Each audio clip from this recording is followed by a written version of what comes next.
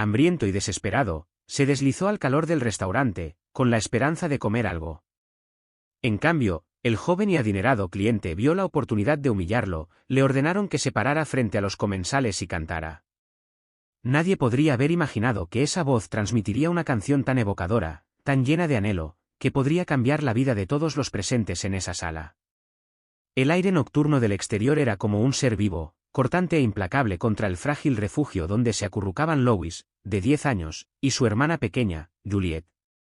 Dentro de su refugio improvisado, una cavidad olvidada bajo las tablas desmoronadas del suelo de un garaje abandonado, los gritos secos y persistentes de Juliet perforaban la oscuridad como pequeñas agujas en el corazón de Louis. Junto a ellos, sobre un colchón delgado y manchado, su madre Liz se revolvía en un sueño intranquilo. Aunque ciega desde hacía años tras una fiebre alta que le quitó la vista, percibía el mundo con una claridad desconcertante. Sus manos tanteaban el pequeño brazo de Juliet en un gesto protector que ni siquiera su ceguera podía borrar.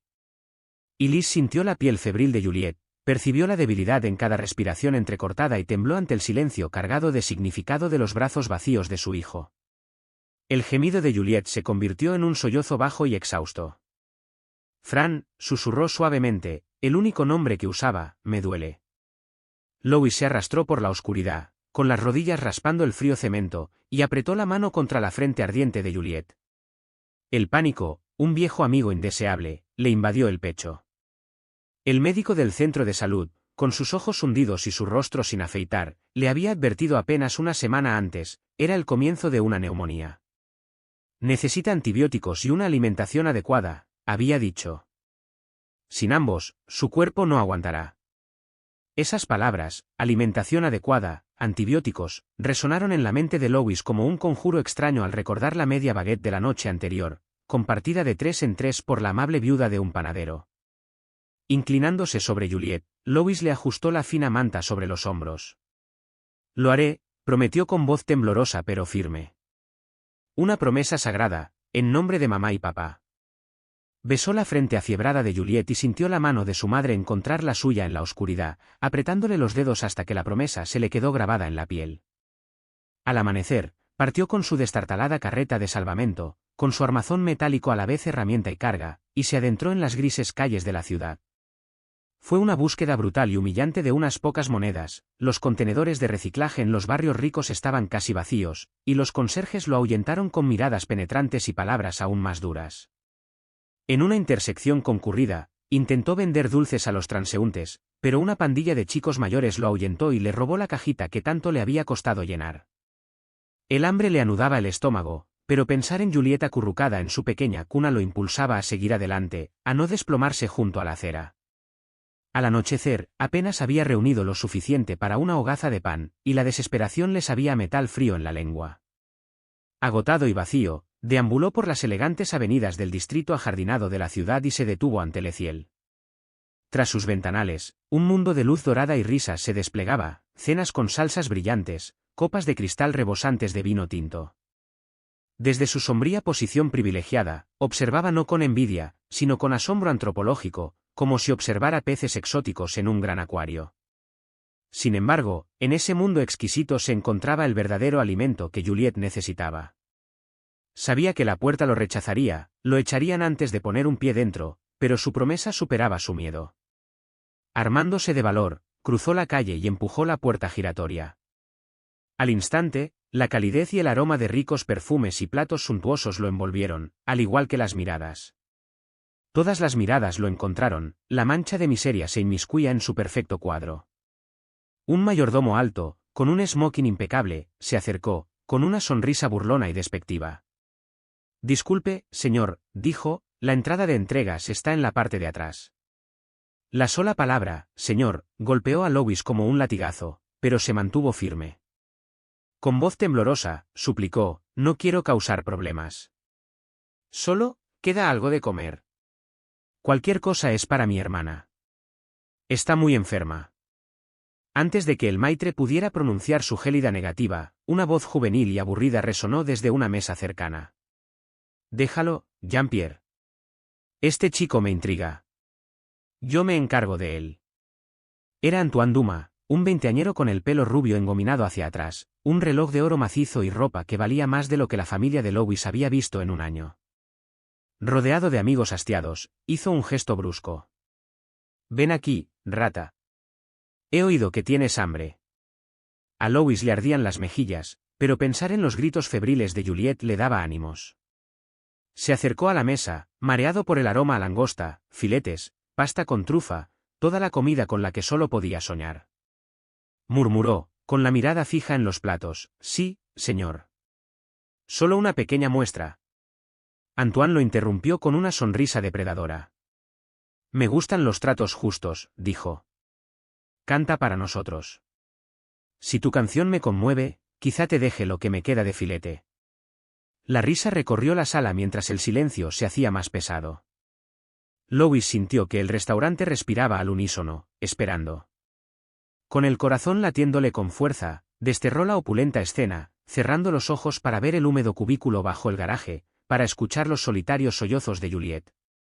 Entonces, con la voz temblorosa al principio, cantó la única canción que su padre le había enseñado, una triste melodía popular sobre un pajarito que perdió su nido en una tormenta y cantó a la luna, suplicando que lo convirtiera en una estrella que lo guiara a casa. Vertió cada gramo de amor, cada miedo, cada promesa en ese lamento, y el restaurante quedó en completo silencio. El aire no parecía provenir de sus pulmones, sino de algo mucho más profundo. Abrió la boca, y lo que emergió no fue la voz de un niño travieso, sino la de un alma ancestral, pura, cristalina y cargada de un dolor tan genuino que toda la sala contuvo la respiración. No había técnica, ni florituras practicadas, solo una verdad sin adornos. Cada nota caía como una gota de lluvia, cada palabra resonaba con la pérdida. Cantaba con los ojos cerrados, su frágil cuerpo meciéndose suavemente, las pequeñas manos a los costados como si recogiera cada brizna de su dolor. Su voz, sin acompañamiento, se elevó por las mesas repletas de langosta y vinos finos, llegando a algo que estos comensales habían olvidado hacía tiempo, sus propios corazones. En una tranquila mesa de un rincón, Monsieur Dumas se detuvo a medio bocado, con el tenedor suspendido en el aire. Amante de la música de toda la vida, había observado la crueldad de Antoine con creciente repugnancia, sin embargo, ahora, todo lo demás se desvanecía. En esa voz, Dumas escuchó más que una canción. Escuchó su propia historia, la pérdida de su esposa, el vacío de las cenas doradas, la búsqueda incesante de un lugar al que pertenecer. La nota final persistió como una lágrima de cristal antes de disolverse en un silencio profundo y sagrado. Nadie se movió. Lois abrió los ojos, preparándose para la burla, pero en cambio encontró a Antoine pálido y sin palabras. Sus compañeros lo miraron con una mezcla de incredulidad y un renovado respeto. Entonces, un único aplauso deliberado rompió el silencio. Salió de la mesa del señor Dumas. Las lágrimas brillaron en sus ojos al levantarse, aplaudiendo con la gratitud de un alma renacida. Sus manos solitarias llamaron al resto. Pronto, la sala resonó con una ovación atronadora, no para un artista, sino para un alma al descubierto. Dumas cruzó el suelo de mármol y se arrodilló ante Lois. «Hijo mío», dijo con voz temblorosa, «he pagado fortunas para escuchar las voces más grandiosas del mundo. Nadie me ha tocado jamás como tú». Hizo una pausa y luego preguntó en voz baja: «¿Cómo te llamas?» «Franco», susurró el chico. «Lois», repitió Dumas, saboreando la palabra. «Esta noche hiciste más que cantar para ganarnos una cena, nos alimentaste. Te lo debemos todo». Se levantó y habló para que todos los invitados pudieran oír: «A partir de ahora, Lois y su familia tendrán un crédito de por vida aquí. Y en cuanto a Antoine y su grupo, su cuenta también es mía». Colocó una mano firme y protectora sobre el hombro de Lois. «Ven conmigo», añadió, «y cuéntame sobre tu madre y tu hermana. Creo que nuestras vidas han cambiado para siempre». Callejones oscuros, casas de paredes toscas, rostros cansados en las paradas de autobús, lo sabían todo. Sin embargo, visto desde dentro de esta burbuja de lujo, la crudeza e injusticia se hacían dolorosamente evidentes. Cuando el coche finalmente se detuvo frente al viejo y abandonado puesto de neumáticos, el conductor le lanzó a Dumas una mirada incrédula por el retrovisor. El anciano simplemente asintió. Lois susurró: «Aquí está. Bajaron las escaleras destartaladas y se encontraron con una ráfaga de goma quemada y mugre a cielo abierto, un olor que golpeó al hombre acostumbrado al aire acondicionado y a los perfumes importados como un puñetazo. Dudó un momento, luego siguió a Lois por un sendero de tierra hasta el fondo del terreno y la puerta de madera podrida del cobertizo. Dentro, la escena era más desoladora de lo que se había atrevido a imaginar. Elise estaba sentada en un fino colchón, cosiendo a la luz de una sola vela. Sus dedos se movían con dolorosa lentitud. Juliet yacía acurrucada a su lado, respirando con dificultad incluso desde el umbral. Elise levantó la cabeza y, con sus ojos ciegos vueltos hacia ellos, preguntó: «Hijo mío, ¿eres tú?»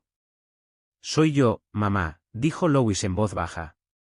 «Traje ayuda». Duma entró en la habitación estrecha, su figura alta y elegante, de alguna manera, llenaba cada rincón. Observó la dignidad tallada en el rostro ciego de Elise y la fragilidad de Juliet, y sintió que se le rompía el corazón. «Doña Elise», empezó con el más inusual respeto en la voz, «me llamo Duma.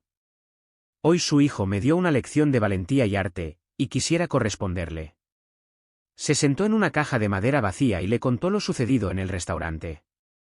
No hablaba como un hombre rico haciendo caridad, sino como un abuelo orgulloso describiendo a su nieto recién encontrado. Elise escuchaba, con lágrimas en las mejillas, mientras acunaba el proyecto de costura olvidado en su regazo. «Mi Lois», susurró, «siempre ha tenido esa luz, pero temía que el mundo la apagara».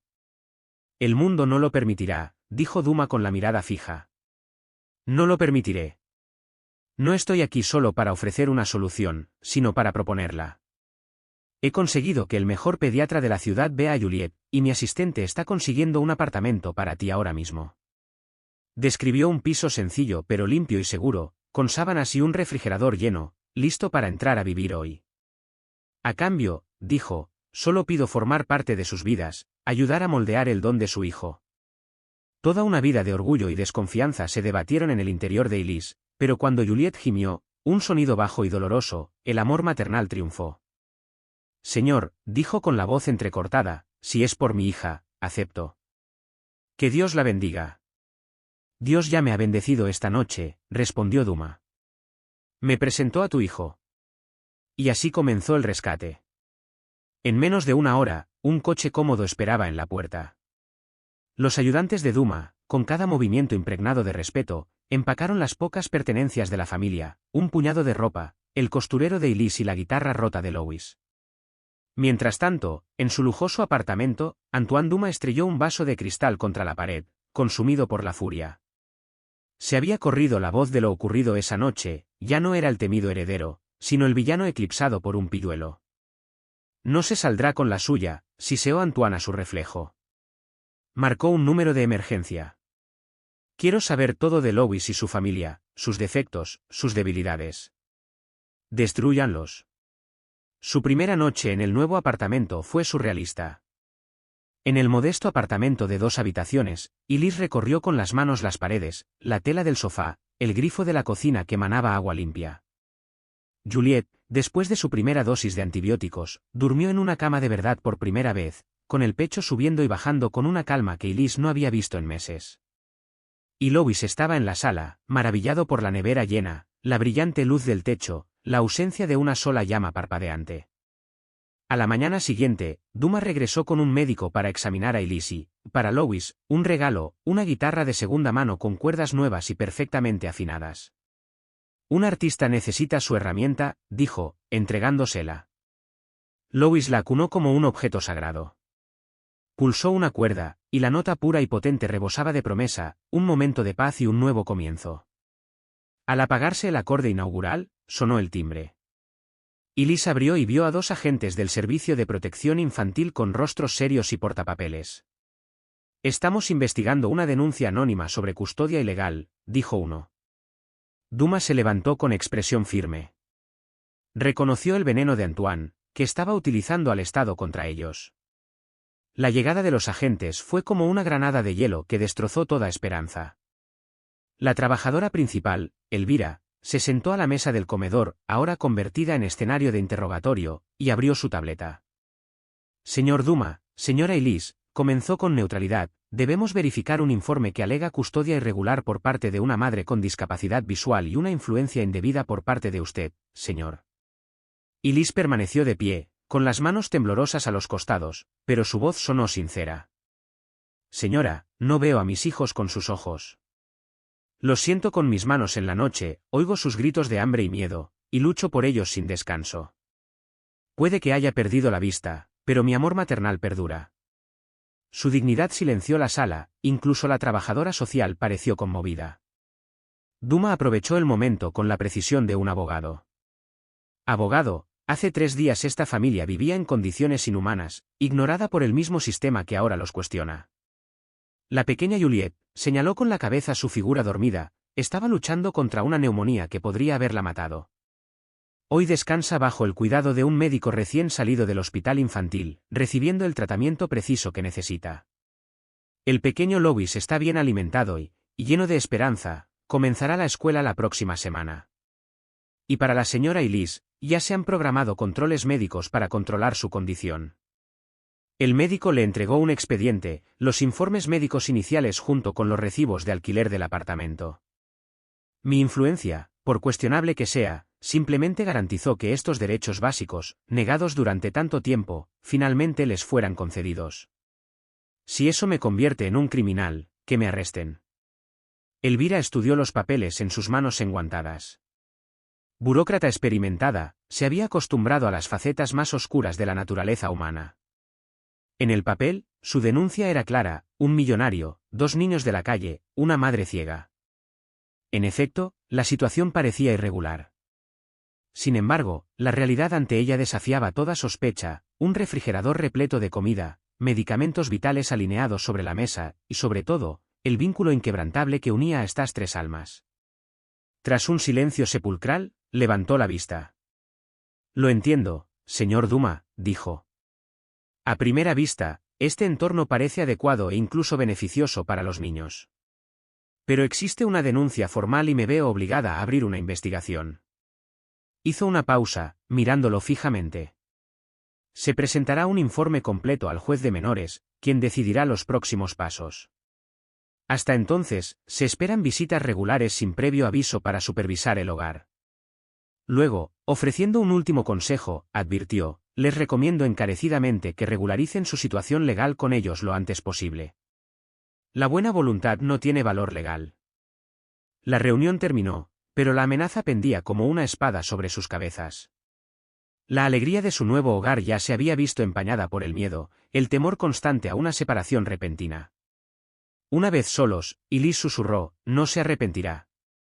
El rostro de Duma se endureció. Ese chico del restaurante, sus ojos denotan malicia. No, no se detendrá. Pero nosotros tampoco, declaró Elise. Si quiere la guerra, luchará en nuestro territorio. Esa misma tarde, Duma movilizó a su equipo de élite, abogados e investigadores privados, los mejores del país. En su despacho de techos altos, se dirigió a ellos con férrea determinación. No solo quiero defendernos de esta acusación absurda. Quiero saber todos los detalles sobre Antoine Duma de Alcántara, cada empresa, cada socio, cada cuenta bancaria, cada secreto oculto. Este odio es desproporcionado. Encuentren su raíz. Nadie amenaza a mi familia sin asumir las consecuencias. A medida que la contrainvestigación cobraba forma, Duma centró su atención en otro frente: el espíritu herido de Louis. Comprendió que el dolor de la humillación solo podía sanar transformando el talento del chico en una fuente de orgullo. Así que llevó a Louis ante el maestro Laurent. Encaramado en lo alto de un antiguo edificio en el centro de la ciudad, el apartamento del viejo profesor era un encantador caos de libros polvorientos, partituras desperdigadas y un majestuoso piano de cola negro. Su cabello blanco y despeinado coronaba la pequeña e intensa figura del maestro, cuya mirada penetrante lo recibió con brusca impaciencia. Así que este es el diamante en bruto que desenterraste del barro, murmuró, rodeando a Louis como un tratante de caballos experto. Veamos si brillas o si eres solo un trozo de cristal. Canta, niñe. Tímidamente, Louis cantó la melodía que había interpretado en el restaurante. Su voz, áspera y cargada de emoción, llenó la sala. Al terminar, el maestro permaneció inmóvil, con expresión indescifrable. Entonces, con tono mesurado, declaró, terrible. Completamente indisciplinado. Desperdicias notas como si fueran basura. Tu respiración es un desastre, tu postura un insulto al arte. A Louis se le encogió el corazón y bajó la mirada al suelo. Avergonzado, el niño se encogió, hasta que el maestro se acercó y, con la yema de un dedo huesudo, tocó el pecho de Louis. Pero aquí, susurró, dentro de ti, un ángel llora. Ahí reside una verdad que la mayoría de los cantantes, a pesar de su técnica perfecta, jamás conocerán. No eres tú quien canta, es tu alma cantando a través de ti. Y eso, querido muchacho, es raro. Volviéndose hacia Duma, el maestro esbozó una sonrisa. Es un desastre y un genio. Me dará un infierno, pero acepto el reto. Las clases con el maestro Laurent eran un auténtico tormento. Extenuantes ejercicios de respiración dejaban a Louis sin aliento, las escalas se repetían con una precisión mecánica, y la teoría musical parecía una lengua extraña. Tu dolor te dio sensibilidad, rugió el maestro un día. Ahora te doy el arma para que la manejes, para que tu dolor se convierta en un rugido que estremezca al mundo. Más de una vez, Louis consideró huir, hasta que Duma, su fiel guardián, lo esperaba a la salida de cada clase. En el tranquilo viaje a casa, Duma habló con dulzura de su difunta esposa, Elena, una pianista cuya técnica distaba mucho de ser impecable. Sin embargo, cuando tocaba Chopin, dijo con una sonrisa triste, hasta los ángeles se detenían a escucharla. Creía que la música era la única oración que Dios nunca rechazaba. Hizo una pausa. Creo que habrían sido muy buenos amigos. A través de estas conversaciones, Louis vio a Duma no solo como un mecenas, sino como amigo y abuelo. Y en la intensa pasión de Louis, Duma redescubrió la chispa de vida que temía haber perdido para siempre. Pero la frágil paz se quebró rápidamente. Cuando la primera queja de Antoine no logró retirar a los niños, volvió a atacar, con más crueldad y más público. Sobornó a un bloguero ávido de escándalos para que publicara un artículo venenoso durante un fin de semana largo, con un titular que parecía una bofetada: La treta del ángel, un niño de la calle y una madre ciega estafan a un millonario solitario. El artículo sacó a la luz fotos antiguas de Louis rebuscando en contenedores de basura, presentó la ceguera de Elise como una excusa para la compasión y retrató a Duma como un anciano débil engañado por estafadores profesionales. No había pruebas, solo rumores anónimos e insinuaciones maliciosas. En línea, eso bastó para desatar un tsunami de condenas. Los vecinos que antes sonreían ahora apartaban la mirada. Y Liz, que había salido a tomar el sol en el pequeño jardín, oyó a las mujeres susurrar: pobre viejo, engañado por gente así. Se refugió tras las puertas cerradas, envuelta en la vergüenza como una capa pesada. Para Louis, el golpe fue aún más duro. Recién matriculado en un prestigioso colegio privado, soñaba con encajar. Pero el lunes por la mañana, el saludo fue un coro de burlas: así que, estafador, tienes otra víctima hoy. Cuidado con la cartera. Ahí va el chico de Leyel. Una y otra vez, lo llamaron como arma. La humillación eclipsó incluso el incidente del restaurante. Allí, todos sabían quién era.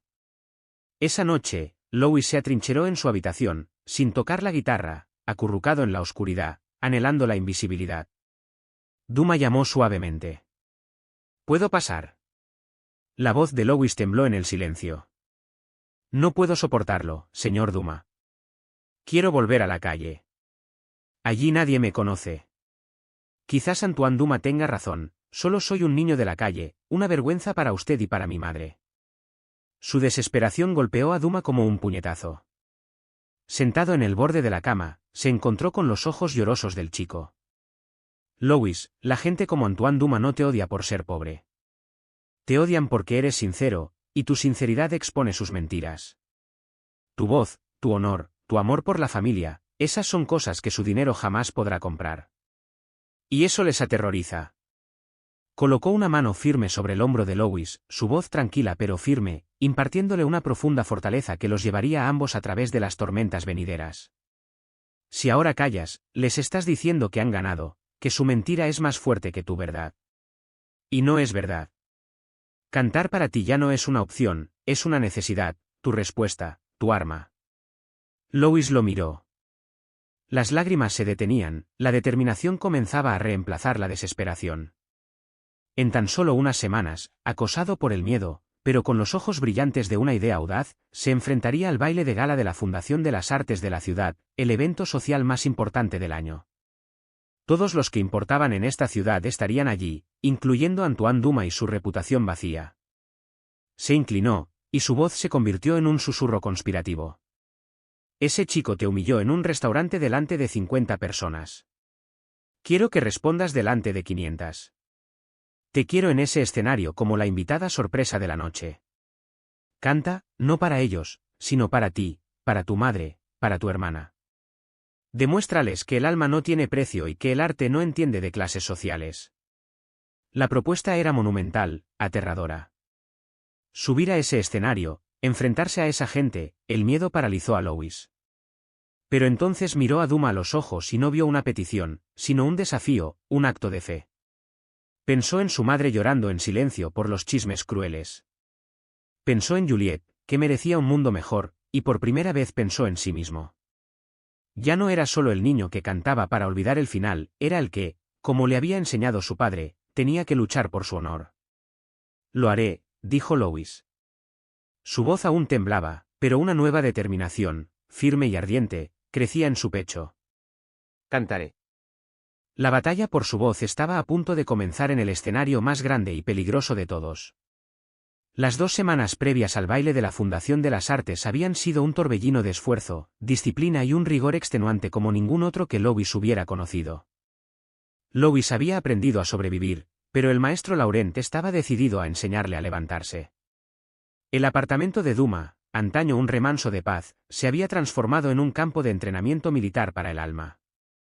La rutina era brutal. Louis se levantaba antes del amanecer, no para recoger latas, sino para los ejercicios de respiración impuestos por el maestro. Estas sesiones lo dejaban mareado, obligándolo a descubrir músculos del diafragma que desconocía. La voz no es un grito de tu garganta, muchacho, tronó el viejo profesor, golpeando el suelo con su bastón para marcar el ritmo. La voz es una columna de aire que construyes desde el fondo de tu vientre hasta el cielo. Eres el arquitecto de tu propio sonido. Luego vinieron las escalas, la teoría musical, la tortura de la entonación perfecta. El maestro Laurent no aceptaba nada menos que la excelencia. Hizo que Louis cantara la misma nota docenas de veces, corrigiendo su postura, la apertura de la boca, la posición de la lengua. No, esta nota es gris. Quiero un azul cielo con emoción, pero con control. El dolor te da alma, muchacho, pero la técnica te da el poder de hacer que todo el mundo sienta ese dolor sin romperte. Hubo momentos en que Louis, frustrado y con la garganta ardiendo, estuvo a punto de rendirse. La sencillez de cantar en la calle por instinto le parecía un paraíso perdido. Pero entonces recordaba la sonrisa burlona de Antoine, el dolor en los ojos de su madre al leer las noticias falsas, y volvía al piano del maestro con más determinación que nunca. Su familia fue el sostén que lo sostuvo en este arduo camino. Y Liz, su madre, aunque ciega, era la oyente más crítica y cariñosa. Con su refinado, sí, percibía matices que nadie más percibía. Aquí tienes, hijo mío, le decía durante su práctica vespertina. Tu voz temblaba. ¿Te daba miedo la nota? No te dé miedo. Te pertenece. Estas palabras, pronunciadas con la sabiduría de quien conoce la fragilidad y la fuerza del corazón humano, valían más que cualquier lección técnica. Juliette, ya sana, era su luz. No entendía nada de técnica, pero sí del amor. Se sentaba a sus pies durante los ensayos, dibujando siempre a un niño en el escenario con pájaros de colores saliendo de su boca. Estas son tus canciones, Leo, decía. Ella vuela. Y Monsieur Dumas era la fortaleza. Lideró la batalla legal contra las acusaciones, protegió a la familia de la prensa, y lo más importante, fue el amigo que escuchó los temores del chico. El maestro Laurent dice que mi voz es un diamante en bruto, dijo Louis una noche. Pero solo me siento en bruto. Dumas sonrió. Los diamantes son solo carbón que ha resistido la prueba del tiempo. Ánimo, Louis, brillarás. Al otro lado de la ciudad, en su oficina con vistas al parque, Antoine Dumas disfrutaba de los preparativos para su propia versión del espectáculo. A través de sus contactos en el comité de la fundación, se enteró de que el propio Dumas había impulsado la atracción sorpresa. La historia se había extendido como un secreto jugoso entre la élite. El pequeño cantante de Duma va a actuar en el evento del año, les dijo Antoine a sus amigos durante un almuerzo en el club más de moda de la ciudad. Va a ser la mayor farsa de la década. Imaginen la escena, el pequeño mendigo con su guitarra temblorosa delante de todos. Cantará desafinado, se olvidará de la letra. Este será el final patético de esta ridícula historia inventada por el viejo Duma. Estaba tan seguro de la humillación pública de Louis que ya había planeado todo. Contrató al mismo bloguero que había publicado el primer artículo para que asistiera al baile, dispuesto a escribir una columna sarcástica sobre el fiasco de la noche. Antoine Duma no solo quería el fracaso de Louis, quería que el fracaso quedara documentado, inmortalizado, una mancha indeleble en la reputación de su rival. Pero mientras Antoine planeaba su cruel venganza, la contrainvestigación de Duma indagó en el pasado en busca de la verdadera raíz del conflicto. Sus investigadores descubrieron rápidamente la precaria situación del negocio familiar de Antoine Duma, malversación de fondos y un estilo de vida insostenible. Esto no era más que codicia. No explicaba su obsesión personal. La clave surgió de un lugar inesperado, un contable jubilado, un hombre que había guardado los secretos de la familia Duma durante más de 40 años antes de ser despedido bruscamente cuando la empresa empezó a quebrar. Al principio reacio, impulsado por un viejo rencor y por la promesa de Duma de una generosa compensación. Abrió sus archivos y su memoria. La historia que contó, grabada en una sala de reuniones segura, fue una tragedia de orgullo, amistad y secretismo. 25 años atrás, el padre de Antoine Duma y sus mejores amigos estaban al borde de la bancarrota. Un gerente pobre y adicto al juego, el padre de Antoine había contraído una deuda enorme y había cometido fraude fiscal para encubrirla. El descubrimiento era inminente. Estaba a punto de ser arrestado, y el nombre de la familia quedaría deshonrado para siempre. Desesperado, le confesó todo a su amigo Duma. Al ver la desesperación de su amigo, Duma tomó una decisión que cambiaría sus vidas para siempre. En lugar de denunciarlo, vendió un valioso terreno que le había dejado su padre y usó el dinero para saldar todas las deudas, salvando a su amigo de la cárcel y la ruina pública. La única condición era el secreto absoluto para proteger el honor de la familia. Duma se retiró entonces de la sociedad, fundó su propia empresa y ambos hombres tomaron caminos separados, unidos para siempre por este secreto. El padre de Antoine Duma nunca se recuperó del golpe a su orgullo. Rehizo su fortuna, pero vivió el resto de su vida a la sombra de la misericordia de Duma, lleno de un resentimiento silencioso que, sin saberlo, transmitió a su hijo. Antoine creció viendo en Duma no a un rival, sino a un recordatorio constante de la debilidad de su padre. Y recientemente, tras la muerte de su padre, mientras revisaba papeles, Antoine descubrió una detallada carta de confesión que su padre le había escrito a Duma, pero que nunca envió. La carta revelaba toda la verdad. Para Antoine, este descubrimiento fue veneno. Descubrir que el honor, el estatus y la riqueza de su familia se habían cimentado en la caridad de Duma fue una humillación insoportable. Su odio, una vez disipado, encontró un nuevo propósito. Al ver a otro desdichado, el joven Louis, adoptado por Duma, reconoció la misma compasión condescendiente. Atacar a Louis se convirtió en su forma de atacar el legado de Duma, su forma de gritarle al mundo que la bondad era debilidad. Antonio era fuerte, implacable y no le debía nada a nadie. La noche antes del baile, llamó a Luis a la biblioteca. El chico estaba allí sentado, pálido y exhausto, con ojeras por los interminables ensayos. Estaba aterrorizado. Louis, dijo Duma en voz baja y firme, antes de subir al escenario, hay algo que debes entender. El hombre que está ahí delante, esperando verte fracasar, no solo lucha contra tu arrogancia, sino contra su propia vergüenza. Se acercó y empezó a contar la historia, una historia de deudas, de secretos ocultos, de misericordia extendida y luego retorcida en amargura. Habló de una bondad que a veces puede sembrar un resentimiento aún más profundo que el odio. Louis escuchaba, con los dedos apoyados en la guitarra en su regazo. La historia era compleja para alguien de su edad, pero la sentía en los huesos. Conocía el dolor de la pobreza y, curiosamente, eso le permitió comprender la humillación de deberle todo a alguien. No sintió lástima por Antoine, su ira hacia el hombre mayor se transformó en algo más silencioso, una profunda tristeza. Finalmente, susurró, no me odia. Odia lo que representas. Solo soy el espejo. Exactamente, respondió Duma. Mañana, tu voz será ese espejo. No cantes con ira, Lois. Canta con tu verdad, la dignidad no se mide por lo que posees, sino por quién eres. Canta para el niño asustado que se esconde dentro de ese hombre arrogante. Puede que él no escuche, pero el mundo sí. Esa revelación le dio a Lois un nuevo propósito. No se defendería en ese escenario, ofrecería una respuesta sobre la verdadera riqueza y la verdadera pobreza.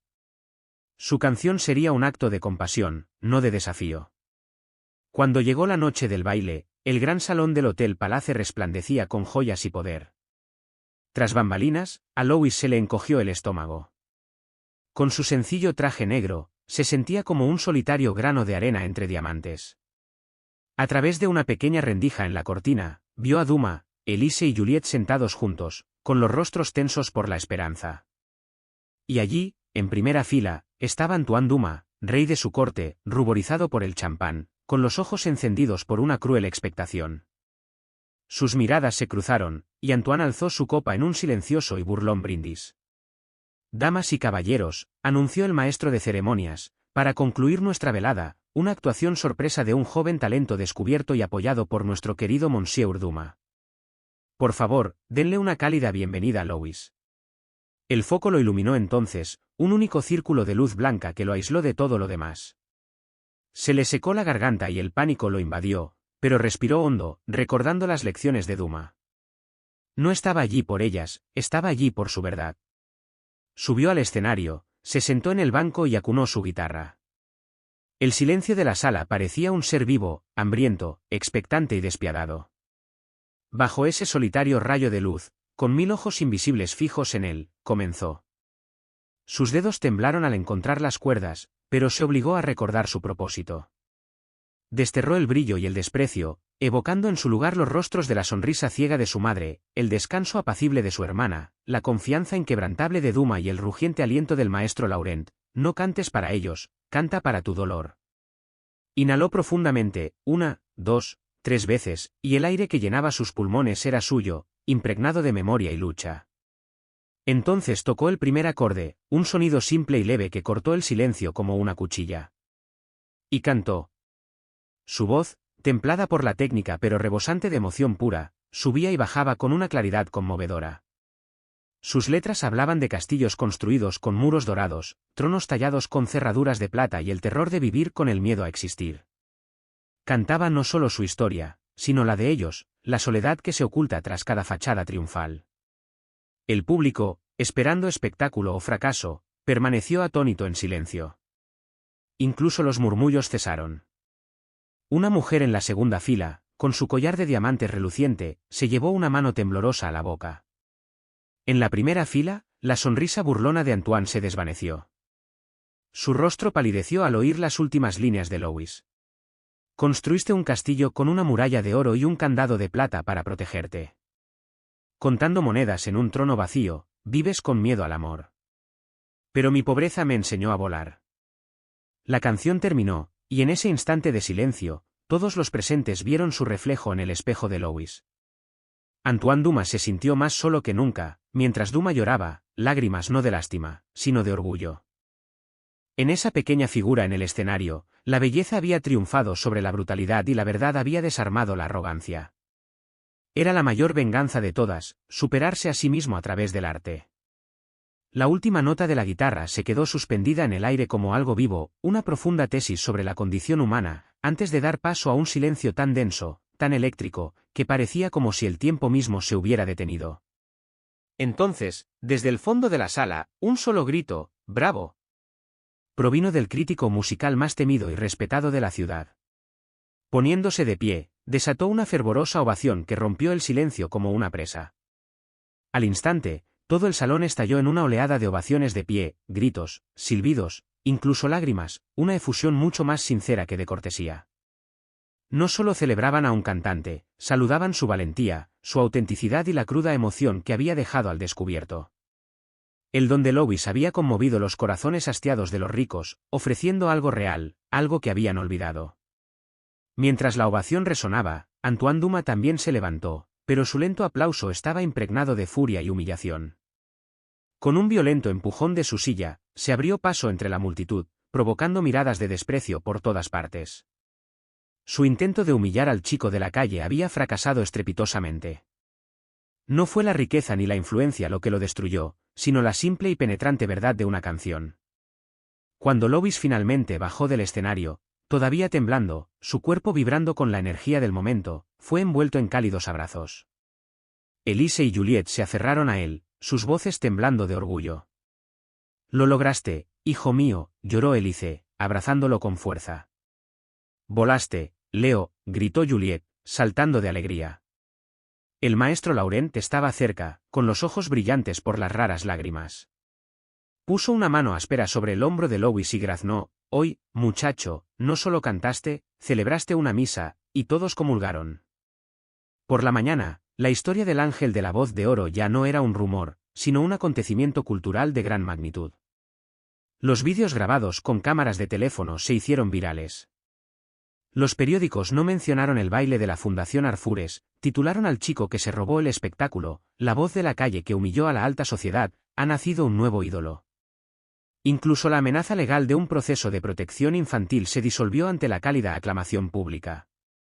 Esa misma mañana, el abogado de Duma dio la noticia: el asesor de servicios infantiles había visto personalmente los vídeos y declaró que cualquier sistema que separara a un niño así de su querida familia estaba irremediablemente destruido. El caso se cerró discretamente. Esa noche, la paz se apoderó de su modesto apartamento como un amigo largamente esperado. Lois permaneció sentado, atónito, mientras su rostro se reflejaba en cada pantalla. «No me reconozco», murmuró. «Es porque ahora el mundo te ve como yo siempre te he visto», susurró Elise, apretándole la mano. Pero mientras celebraban con desafiante triunfo, Antoine Duma, despojado de sus amigos y amenazado con desheredarlo por su padre, se sumió en la oscuridad. Un hombre que lo ha perdido todo es el más peligroso de los hombres. Llamó al investigador privado que había contratado. «La misión ha cambiado», dijo con voz fría y hueca. «Encontrar todo sobre la difunta esposa de Duma, Elena, y su hijo. Desenterrar un secreto, lo que sea». En las semanas siguientes, la ciudad se calmó a medida que las réplicas se disipaban, pero la amenaza de la venganza de Antoine acechaba bajo la superficie.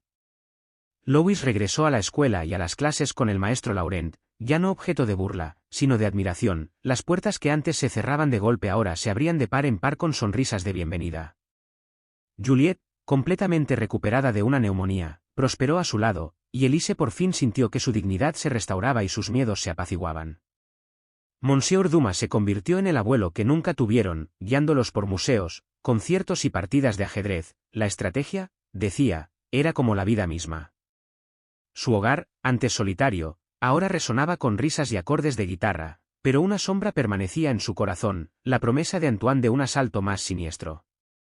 Una tarde tranquila en la biblioteca, Duma por fin se desahogó. Sacó un marco plateado con una fotografía que Lois jamás había visto, una joven Elena acunando a su recién nacido. «Este es Daniel, nuestro hijo», dijo con voz temblorosa. Relató la alegría del nacimiento de Daniel y la agonía de su pérdida 2 días después, la desesperación de Elena y su propia cobardía al sumergirse en el trabajo en lugar de compartir su dolor. Mientras hablaba, el corazón de Lois se llenó de compasión.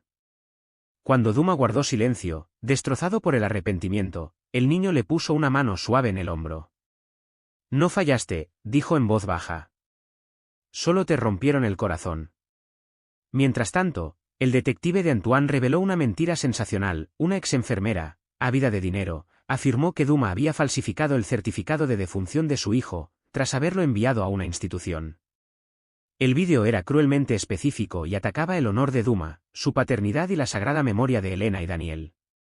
Esa noche, tarde, Duma vio las imágenes condenatorias del USB anónimo, con la respiración entrecortada. Sonó su teléfono, la voz triunfal de Antoine al teléfono, exigiendo a Duma que se retirara públicamente, entregara su imperio y exiliara a Lois a un internado europeo, o se enfrentaría al escándalo mundial de ser el padre que abandonó a su propio hijo. La lógica lo impulsaba a resistirse, demandar, exponer la mentira, pero le dolía el corazón por proteger la memoria de Elena y Daniel. Luchar prolongaría la mancha que Antoine buscaba pintar. Cansado, consideró rendirse, con el ánimo al borde del colapso. Fue Lois quien lo encontró al amanecer, acurrucado en la oscuridad ante el retrato de Elena. Señor Duma, ¿se encuentra bien?, preguntó el chico.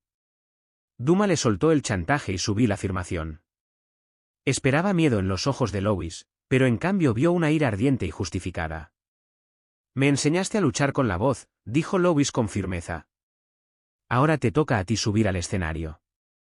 El silencio solo fortalece a los mentirosos como Antoine. Ante ese simple desafío, Duma sintió que una chispa se reavivaba en su interior. Rendirse traicionaría todo lo que le había enseñado a Louis, y todo en lo que él mismo aún creía. Con la determinación recuperada en su mirada, Duma tomó el teléfono, un nuevo plan, audaz y arriesgado, se gestaba en su mente. No llamó a sus abogados. Llamó directamente a la redacción de la cadena de televisión más grande del país, pidiendo hablar con la periodista de investigación más temida y respetada, Claire Moreau. Señora Moreau, me llamo Duma, dijo cuando ella respondió. Entiendo que ha recibido un dossier fascinante sobre mí. La historia es excelente, pero incompleta, y me gustaría concederle una entrevista exclusiva en vivo mañana por la noche en su programa para contar mi versión de los hechos, la historia completa, y traeré a un invitado especial. Colgó y miró a Louis con una mezcla de admiración y preocupación. La batalla final no se libraría en los tribunales, sino ante los ojos de millones. No se defendería de la mentira de Antoine Duma, la destruiría con la fuerza de su propia verdad. El estudio de la cadena de televisión era un ambiente frío y artificial, un mundo de cables, cámaras robóticas y un silencio tenso, roto solo por los susurros del equipo técnico. Sentado en un sillón de cuero bajo luces cegadoras, Monsieur Duma se sentía extrañamente tranquilo. A su lado, Louis, sentado en una silla ligeramente más baja, con la guitarra en la mano, reposaba en una paz inquebrantable. Tras bambalinas, en una sala privada, Elise y Juliette observaban todo en un monitor, con las manos entrelazadas en una oración silenciosa. La periodista Claire Moreau, conocida por su aguda inteligencia y valentía, estaba sentada frente a ellas. Representaba los ojos y los oídos de la nación. Buenas noches, señor Duma. Buenas noches, Louis. El país ha seguido con emoción la extraordinaria historia de su encuentro con este joven. Pero en los últimos días se ha cernido una sombra, un archivo anónimo que recibimos contiene una acusación extremadamente grave. Afirma que hace más de 30 años abandonó a un niño nacido con una discapacidad grave, incluso falsificando su certificado de defunción. ¿Qué opina al respecto? La pregunta, tan directa y brutal, quedó suspendida en el aire. Duma miró directamente a la cámara principal, como si se dirigiera a cada uno de los millones de espectadores, pero mentalmente solo se dirigía a uno, Antoine. Buenas noches, Claire, y buenas noches a todos. ¿Cómo lo sabe? Su voz era firme y clara. Gracias por darme la oportunidad de responder a esta acusación. Hizo una pausa y respiró hondo. Sí, es cierto. Mi difunta esposa, Elena, y yo tuvimos un hijo hace más de 30 años. Se llamaba Daniel. Metió la mano en el bolsillo de la chaqueta y sacó una pequeña y desgastada fotografía en blanco y negro, la misma que guardaba en su escritorio, un recién nacido envuelto en una manta. Y sí, también es cierto que mi hijo murió. Vivió solo unos días, nació con una insuficiencia pulmonar grave, una enfermedad incurable en aquel entonces. Lo sostuve en mis brazos cuando exhaló su último aliento. Firmé su certificado de defunción, no para ocultar un delito, sino con el corazón roto de un padre.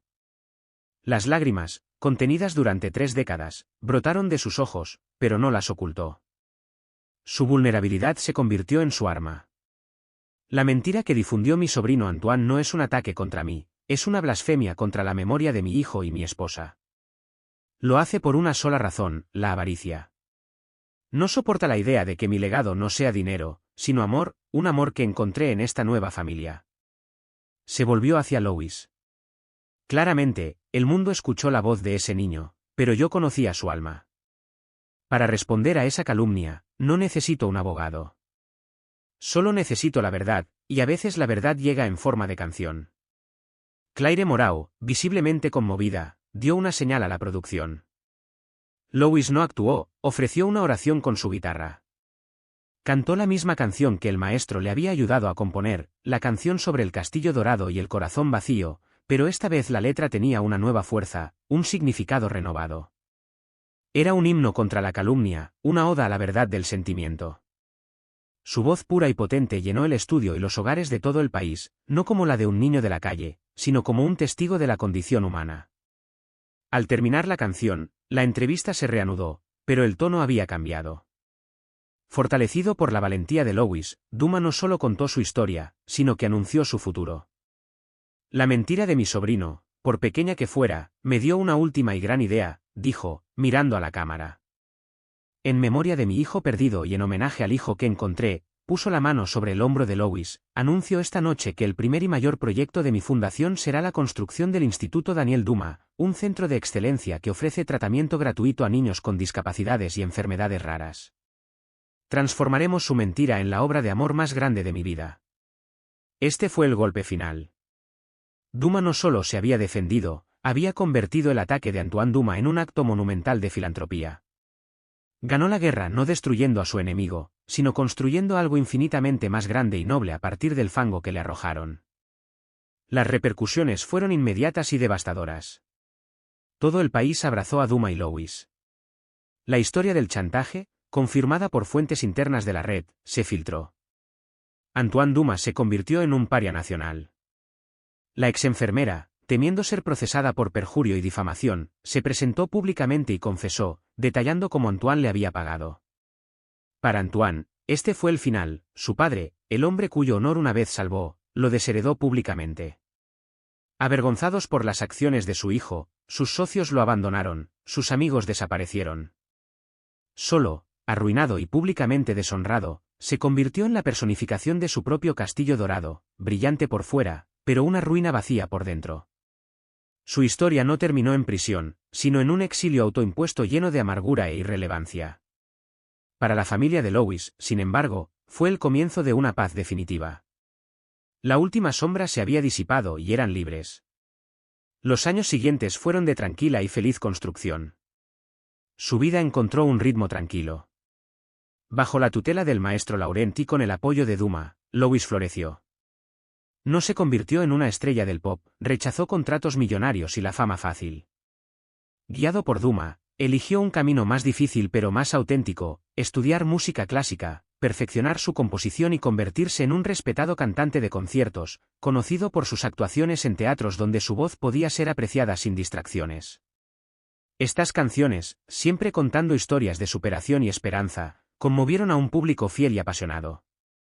Juliette, cuya salud se recuperó por completo, se convirtió en una joven vibrante y estudiosa, con la misma chispa compasiva que brillaba en sus ojos, igual que la de su hermano. Elise, la matriarca silenciosa, vivió sus años dorados rodeada del amor y la seguridad que nunca había conocido, con sus días llenos del sonido de la música de su hijo y la risa de su nieta.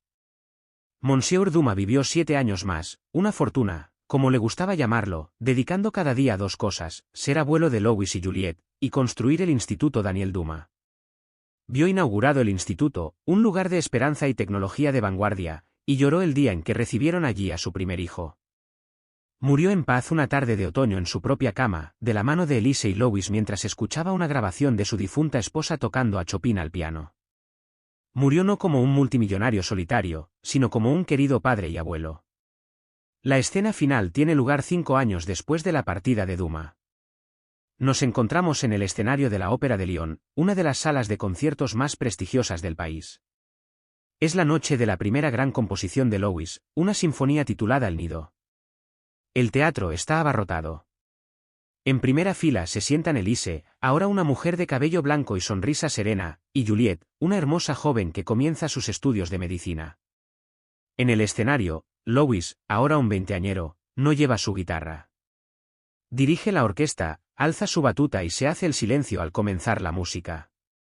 La sinfonía no es una historia triste, sino un viaje. El primer movimiento, caótico y danzante, evoca calles, hambre y miedo. El segundo, una melodía suave y solitaria, un violonchelo representa la pureza de una voz en la oscuridad. El tercero, una batalla, una explosión de metales y percusión, conflicto y dolor. Y el cuarto, una explosión de luz, una melodía triunfante y esperanzadora que se eleva, envuelve a toda la orquesta y termina en una nota larga, poderosa y llena de paz.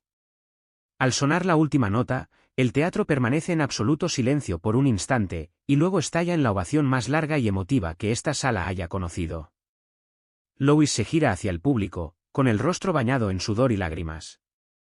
Les da las gracias, y su mirada se cruza con la de su madre y su hermana. Se sonríen, una sonrisa de complicidad, de amor, de historia compartida. Alza la batuta una vez más, pero esta vez señala un asiento vacío en la primera fila, un asiento que su familia siempre deja libre en cada función, para el hombre que escuchaba cuando nadie más lo hacía. La vida que comenzó en un callejón oscuro con una voz desesperada se había convertido en una sinfonía de esperanza, ahora escuchada en todo el mundo. El niño que una vez cantó sobre no morir, ahora vivía para cantar sobre la belleza de una segunda oportunidad.